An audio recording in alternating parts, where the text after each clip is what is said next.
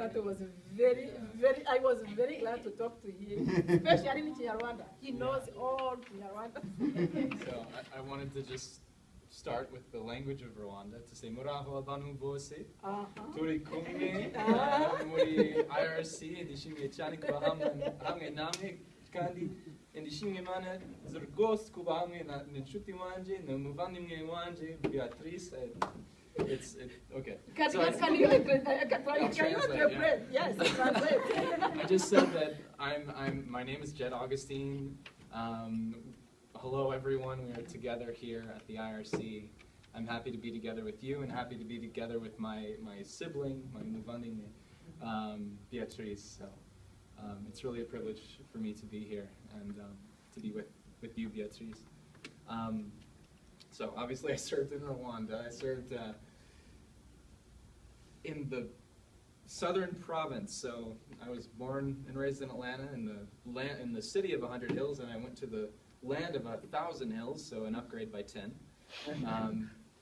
I was an education volunteer there, and I was asked to speak a little bit about community and community development as a Peace Corps volunteer. I was the second group to return to Rwanda since all of the PCVs were evacuated in '93, I think. There was actually someone that served in my village, but they were evacuated in '93. Well, they tried to evacuate her. She ended up staying. She was a very brave woman. So no one knew anything about Peace Corps at that point. 17 years is a long time, especially in a country with such a tumultuous history as Rwanda. So we were told during training that there was sort of a 3-year plan here. We were to come to our villages, reintroduce people to the idea of Peace Corps, the goals of Peace Corps, and just to allow the initial shock to wear off. I'm sure that some of the PCVs in the audience have had that experience of either if a white person walks into the village and the general, either fear, excitement, or interest that ensues, or if you're a minority PCV, to have someone open their mouths and have the language of another place come out and something you expected a different language. The PCV experience is an isolating one, certainly not in the same way as being a refugee is, but we go and are isolated by choice. And we make that choice to be part of a community and to build a community with whomever has accepted us, whoever has invited us. So for me, the community building began the first day. I mean, I think it begins like that for all PCVs. You go, you don't know anyone, and you just desperately want to, so you walk out and shake whoever's hand is standing there and start getting to know people. And over the months, you know, I'm not Catholic, but I went to Catholic Mass. I'm not Presbyterian, but I went to Presbyterian Mass. You know, you go to every house of worship and every school that you can and just get people to start knowing who you are. And what this culminated in, for me and my community, was a Camp B, Boys Excelling. Generally in the Peace Corps, there's these camps are focused around taking a group of youngsters and teaching them critical thinking skills, teaching them about sexual and reproductive health, teaching them about career planning and just simple things like, you know, financial responsibility, planning for the long term. And these began as GLOW camps, Girls Leading Our World. The rather lamer male version, Camp B, Boys Excelling, came to be because you can't well replace the G in GLOW with B and have it be a successful endeavor. So what ended up happening is that I wanted to host a Camp B in my village, and this came to be because even though the Peace Corps had only been in the country for a year or so, you know, very quickly, every Peace Corps volunteer is like a, you know, a nerve, and the Peace Corps volunteers become like a nervous system of the country, and you know, everyone in your province has their finger on the pulse of what's going on in their little neck of the woods.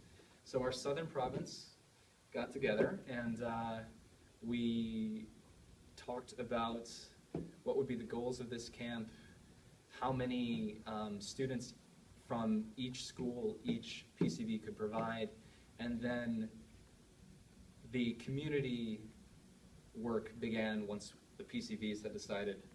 Yeah, and so there are actually on the left is Camp Glow, which happened in a nearby city. On the right, and you can see there that the girls in front are leading a community, a camp cheer. And the two, you can see two PCVs on the right who planned and led the event, but like all PCV endeavors, our role is hopefully mostly planning and gathering, and then locals, Rwandans, Croatians, whomever, does the execution of the actual event. And so there on the right, you can see our Camp B. We're standing in front of a poster of William Kamkwamba, who was a, oh, I'm blanking. Anyone know? The boy who harnessed the wind. Does anyone remember where he was from? He was from, can't remember, but he was just a boy who grew up in, let's say, Lesotho, and picked up an electrical engineering book and figured out how to make a windmill, and saved his village from drought because of the technology that he came up with. And so each of the team leaders of each group was modeled off of a different African hero. William Kamkwamba, Zaki Ahmad was an AIDS activist in South Africa, Desmond Tutu, people like this. So the goal of this camp was to empower these boys to think beyond the narrow confines of what they've been brought up in, and to imagine that they could be partners to their wives, not hold the power in the relationship, but share it, or to, not a bank or something like that. But so this couldn't come to be without the support of the community.